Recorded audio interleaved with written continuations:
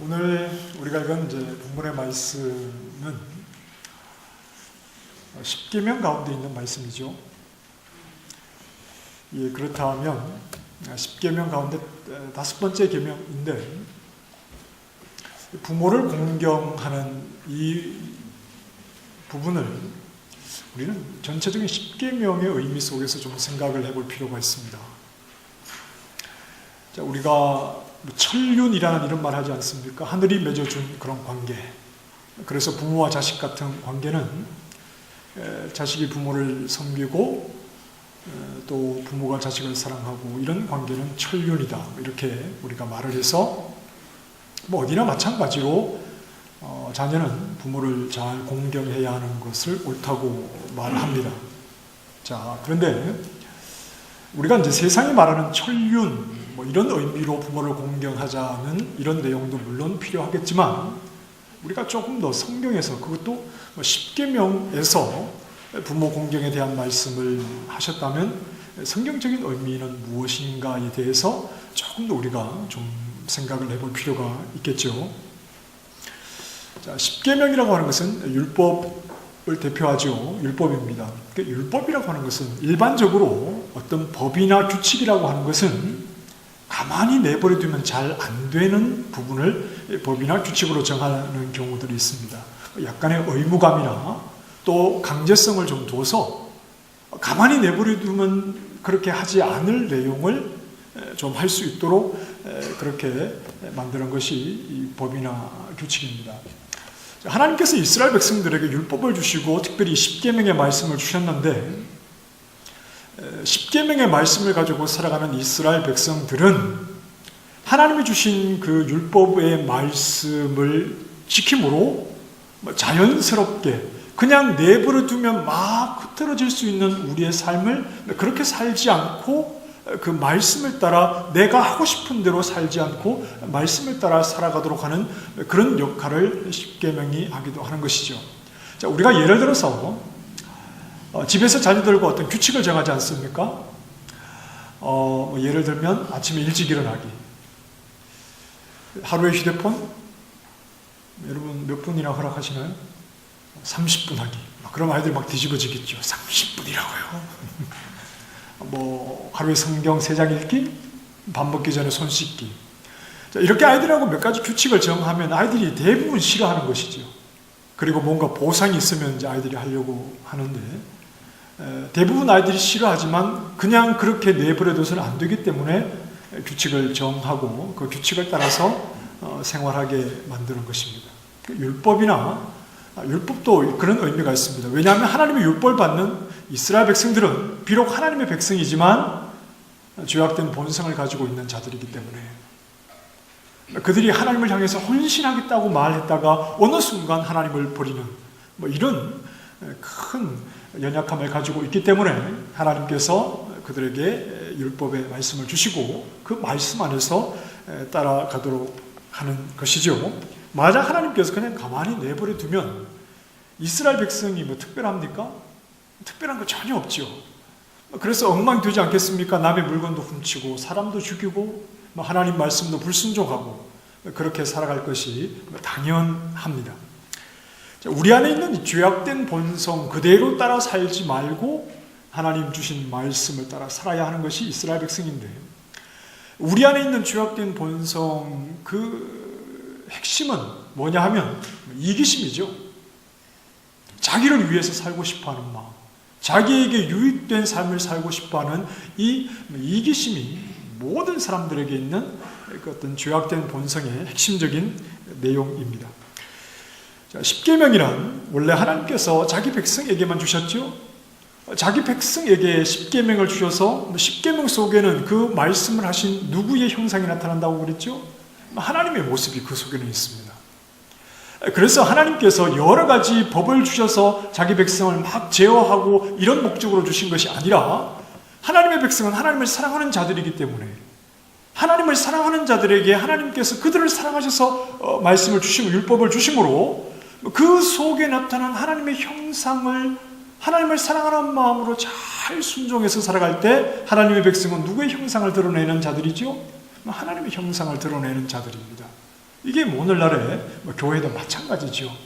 그렇게 하나님의 형상을 하나님을 사랑함으로 드러내도록 하기 위해서 율법을 주셨으나 그 죄악된 본성 때문에 이스라엘 백성들이 그 의미를 잘 따르지 못하고 그 앞에 죄를 드러내는 그런 결과를 가져오고 맙니다.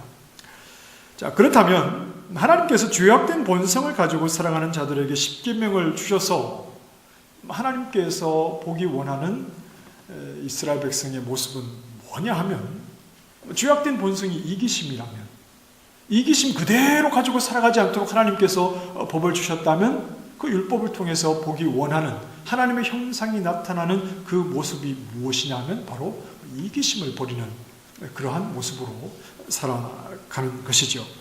우리가 잘 알듯이 이제 제 첫째 계명에서 네 번째 계명은 하나님과 관계된 내용인데 하나님을 섬기는데도 얼마든지 이기적인 마음으로 섬길 수 있습니다. 하나님을 섬기면서도 얼마든지 자기의 유익을 위해서 하나님을 섬기려고 하는 그런 마음을 가질 수 있죠. 그래서 출애굽기 20장 4절에 뭐라고 말씀하시느냐 하면 너를 위하여 새긴 우상을 만들지 말아라. 누구를 위해서요? 너를 위해서 우상을 만들고 그것을 하나님이라고 생각을 해서는 안 된다.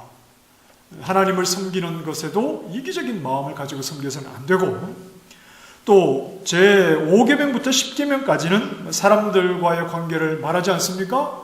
살인하지 말아라, 간음하지 말아라, 도둑질하지 말아라, 남의 물건을 이웃에 가진 것을 탐하지 말고 이웃의 소유를 탐내지 말아라. 이런 말씀들은 다 하지 말라는 말씀들은 왜 그렇습니까? 사람은 이기적인 본성을 가지고 있기 때문에 남의 물건을 훔치고 싶고 나를 위해서 사람의 목숨이라도 빼앗고 싶고 이웃이 가지고 있는 그런 소유에 대해서 탐심을 가지고 싶은 이런 탐심을 가지는 이런 마음을 가지고 있기 때문에 그렇죠.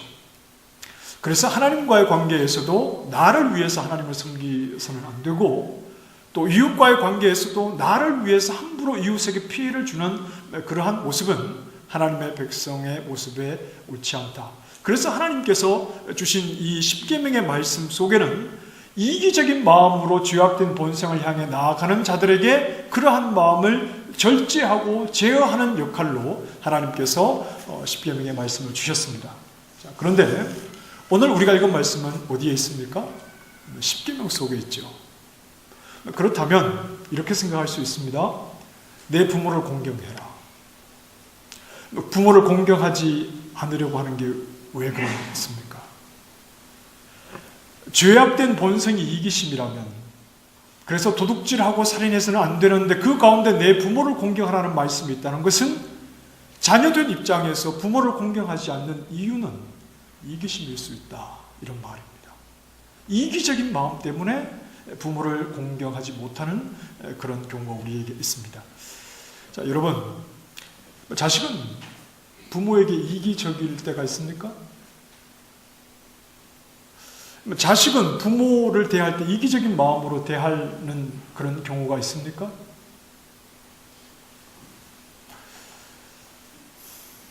그럼 반대로 부모는 자식에게 이기적입니까?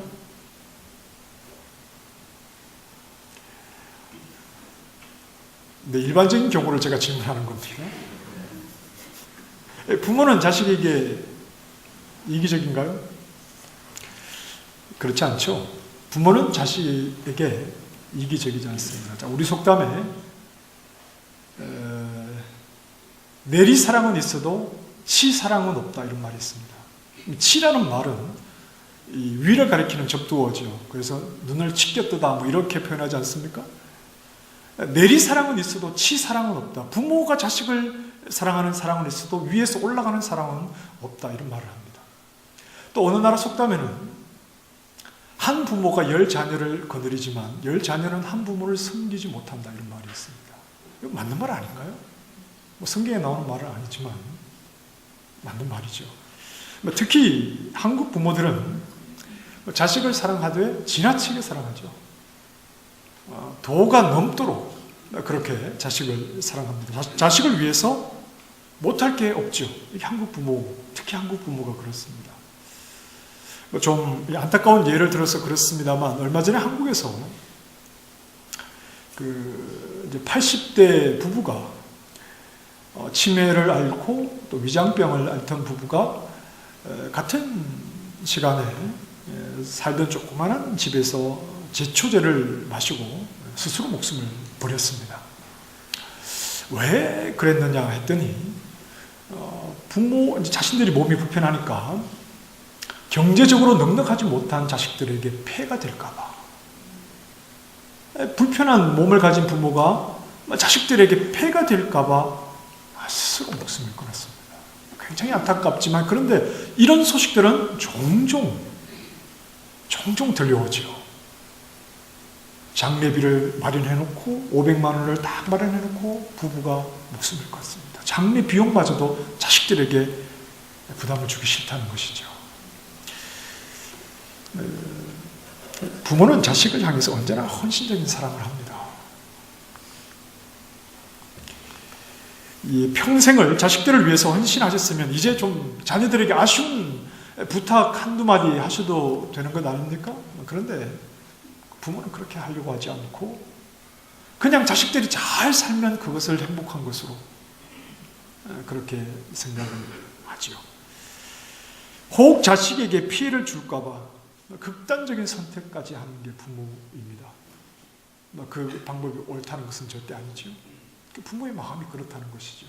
부모는 자식에게 이기적이지 않습니다.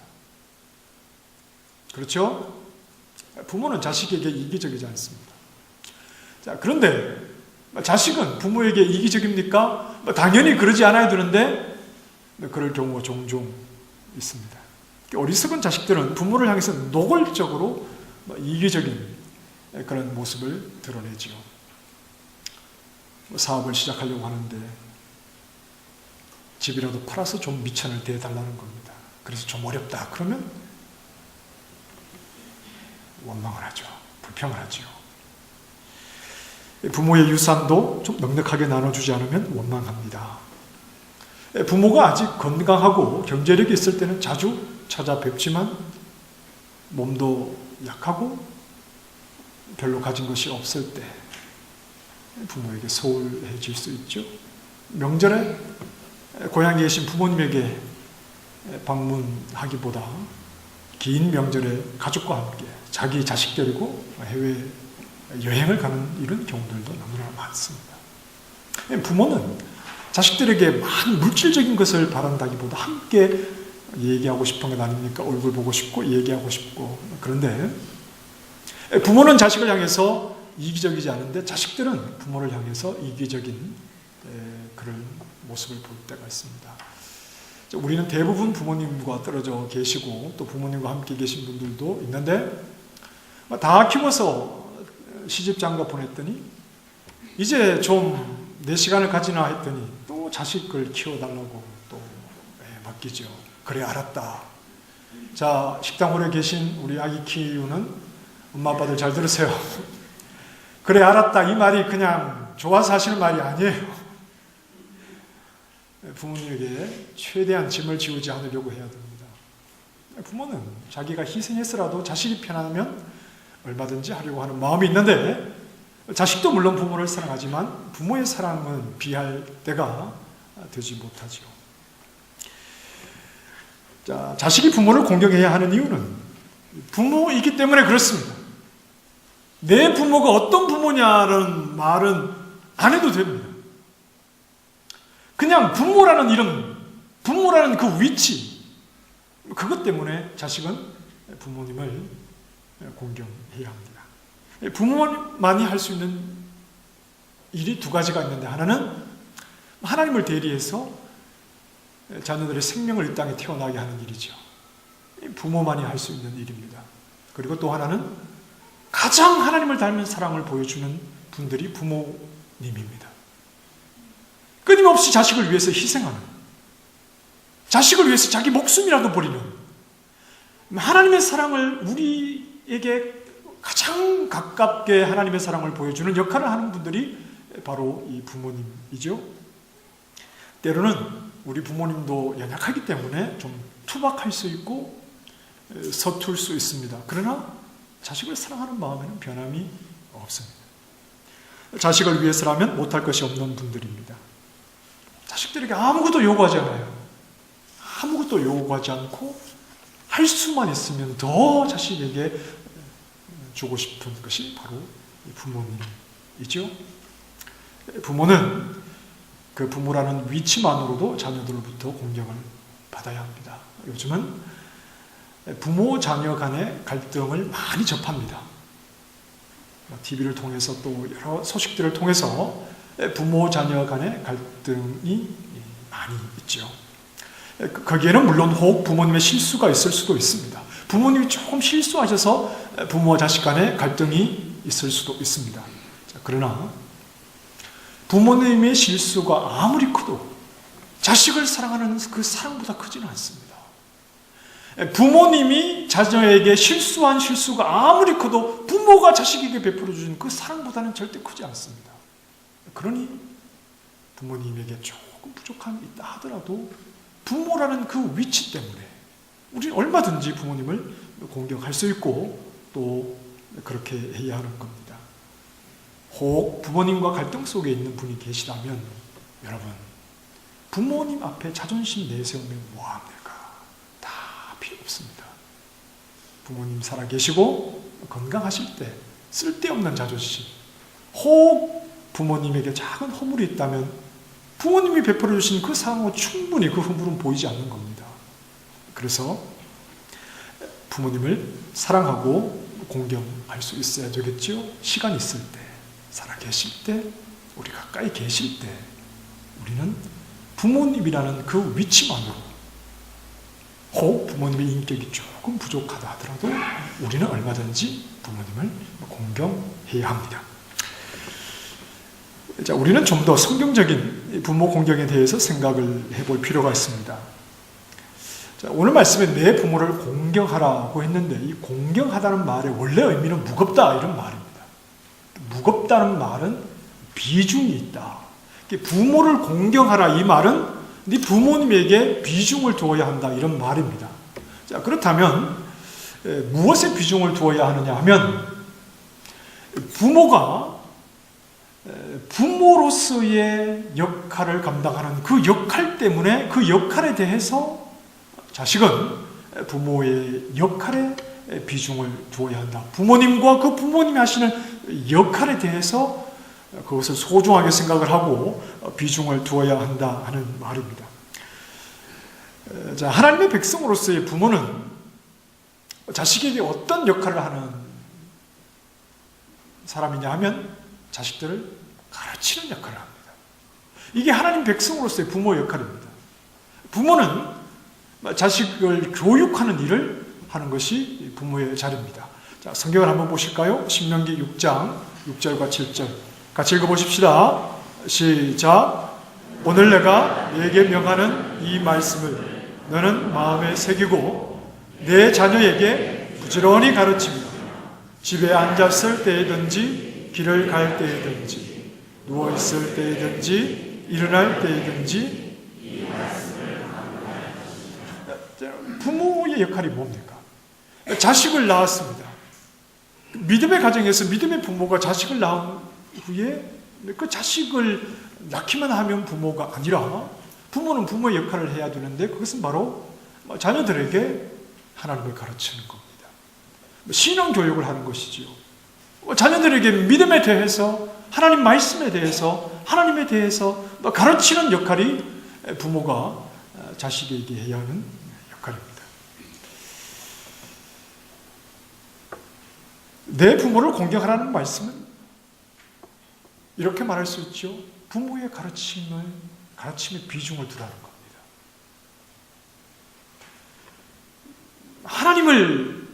하나님의 말씀을 가르치는 그 부모의 가르침에 그 부모의 역할에 비중을 두고 그것을 중요하게 여기는 것, 부모의 가르침을 가볍게 여기지 않는 것, 이것이 바로 부모를 공경하는 말씀의 의미이기도 합니다. 이것은 신약으로 와도 다르지 않습니다. 에베소서 6장 1절 말씀. 자, 같이 보십시다. 시작.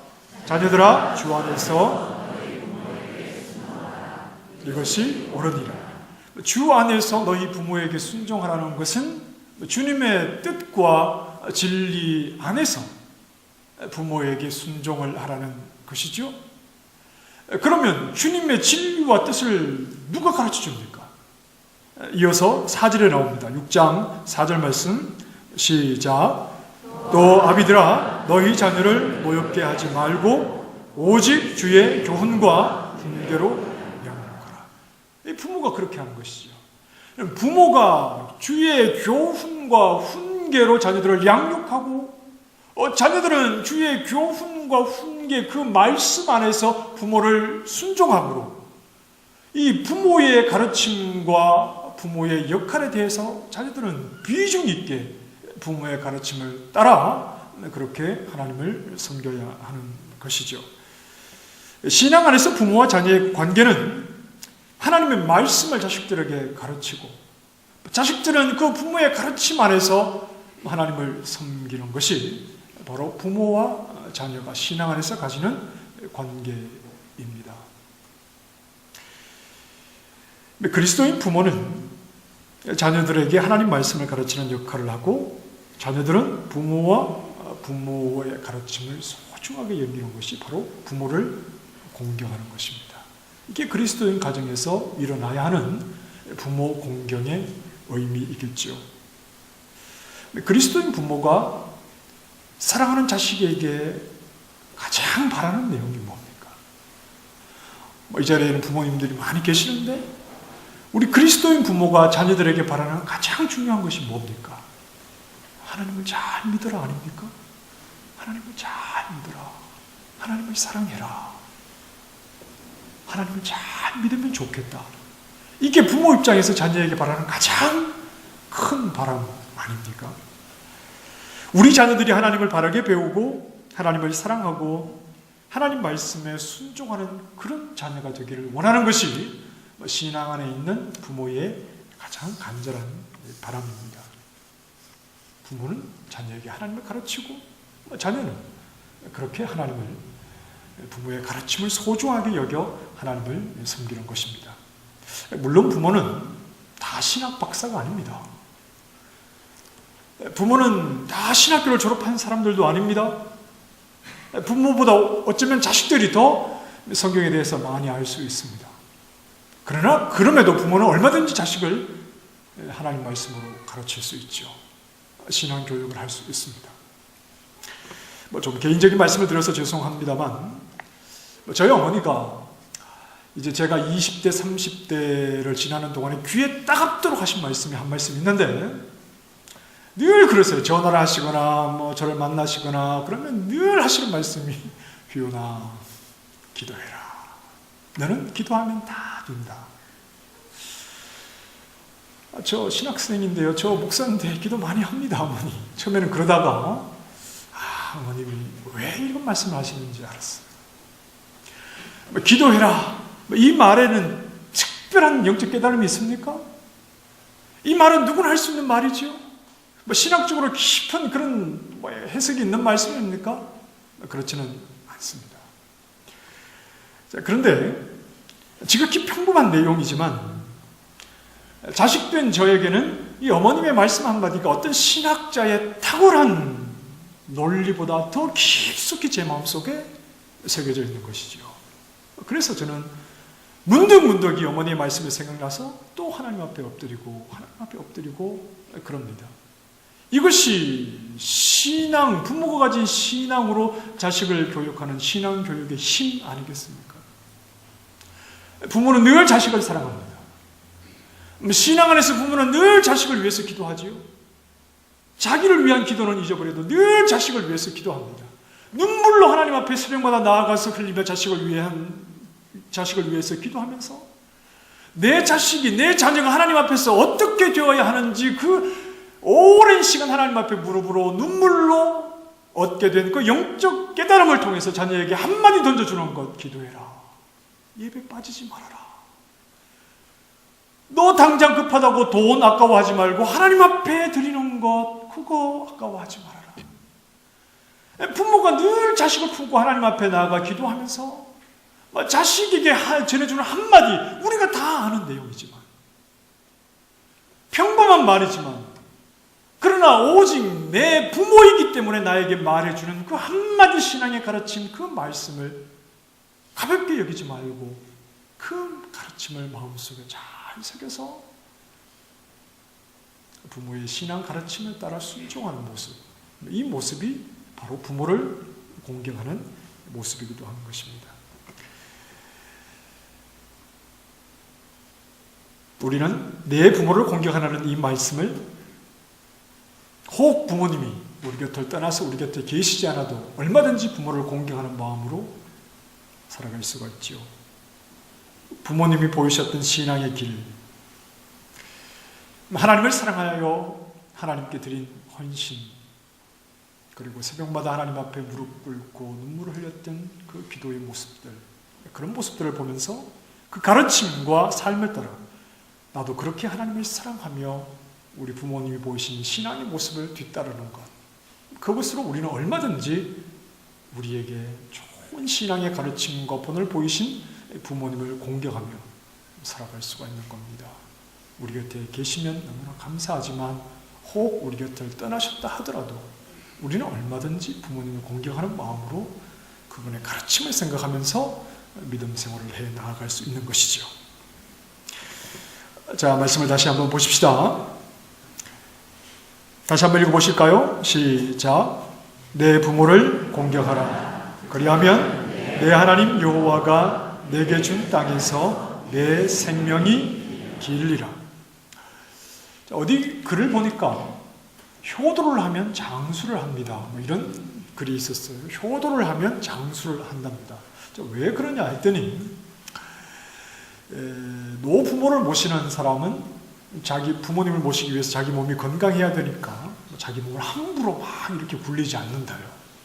그래서 노부모를 모시기 위해서 자기 몸 건강관리를 잘해서 장수한다. 그리고 또 부모님 눈에는 늘 자식이 나이가 50이 되고 60이 돼도 늘 자식 아닙니까?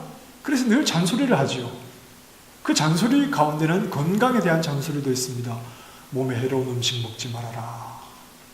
길 건널 때 차 조심해라. 밤 늦게 다니지 말아라. 그래서 그 부모님 말씀을 따르다 보면 또 이 자녀들이 건강해서 장수를 한다. 그런 얘기를 읽어본 적이 있습니다. 내 부모를 공경하라. 그리하면 내 하나님 여호와가 내게 준 땅에서 내 생명이 길리라. 이 말씀은 그런 의미는 아닙니다. 그런 의미는 아니고, 성경을 한 절 보십시다. 시편 37편 7절부터 9절까지의 말씀입니다. 같이 봅니다. 시작. 여호와 앞에 잠잠하고 참고 기다리라. 자기 길이 형통하며 악한 꾀를 이루는 자 때문에 불평하지 말지어다.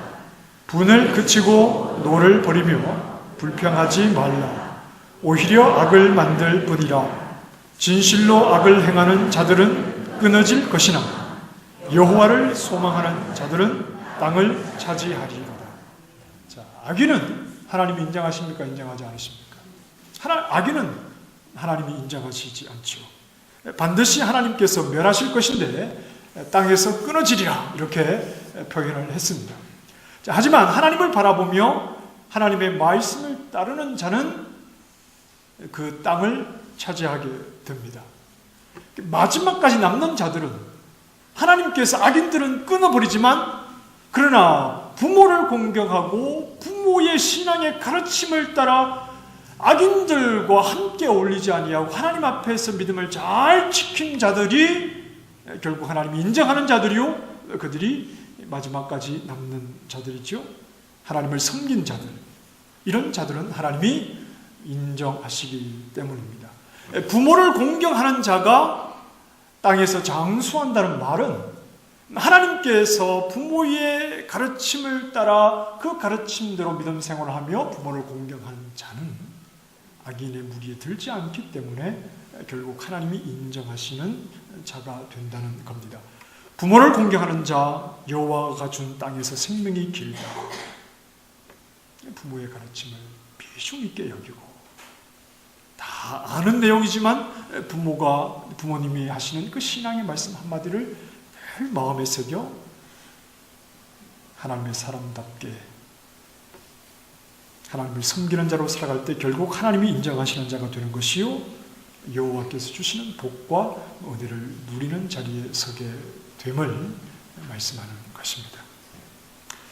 자, 오늘 어버이 주일로 우리가 지키면서 부모님을 다시 한번 생각을 해봅니다.